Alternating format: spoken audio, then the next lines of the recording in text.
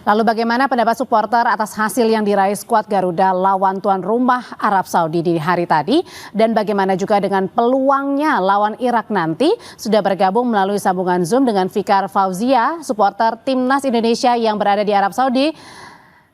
Halo Mas Fikar. Halo. Iya, nampaknya keceriaan Mas Fikar ini berbeda ya pada saat kemarin sebelum pertandingan ya Mas Fikar ya. Jadi kalau Mas Fikar lihat bersama dengan teman-teman yang menonton sepanjang pertandingan dini hari tadi, bagaimana sih penampilan timnas? Ya betul, ini bukan hasil yang kita harapkan ya sebagai supporter, kekalahan 3-2 lawan Arab Saudi.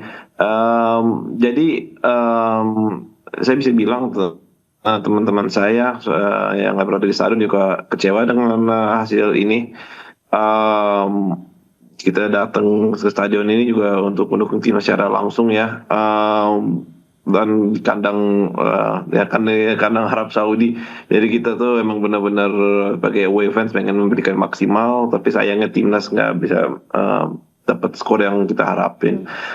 Nah semoga kita tetap masih optimis, kita juga tetap masih mendukung timnas Indonesia secara penuh, dan semoga hari Sabtu ini kita dapat hasil yang lebih memuaskan. Oke, sepanjang pertandingan kemarin sebenarnya apa yang paling membuat Mas Fikar dan kawan-kawan atau warga negara Indonesia di sana ini yang paling mungkin kecewa begitu? Ya sebenarnya sih timnas Indonesia mainnya ya ini ya apa namanya, nggak bisa dibilang apa sih Arab Saudi secara permainan. Walaupun timnas Arab Saudi mainnya di kandang sendiri, momentum untuk Indonesia untuk benar-benar lewati lini pertahanan Arab Saudi bisa dibilang minim ya.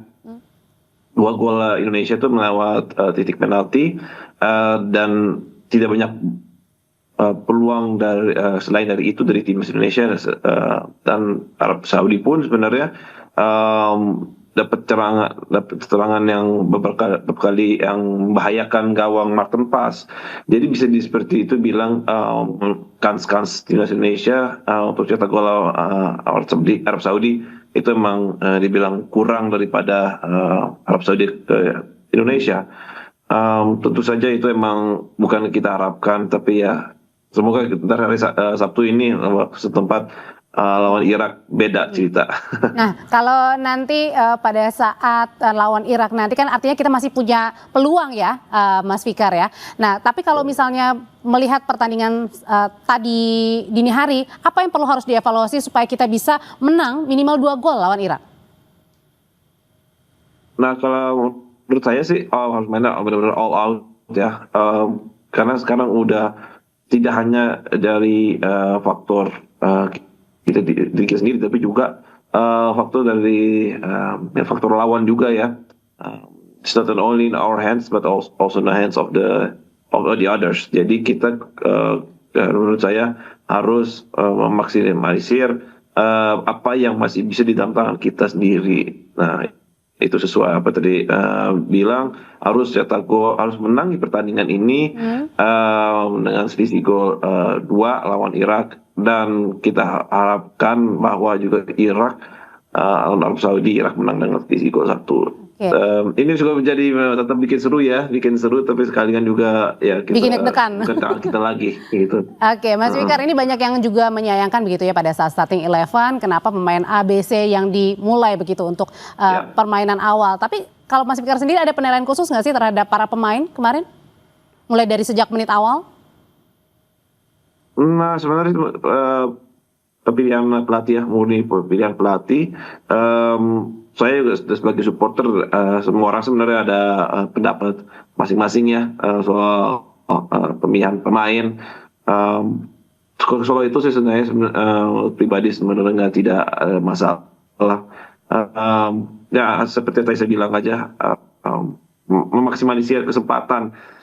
Kemarin saya nggak begitu banyak kesempatan one chance ya ke gawang Arab Saudi. Itu yang aku ingin diperbanyakin di laga berikutnya lawan Irak.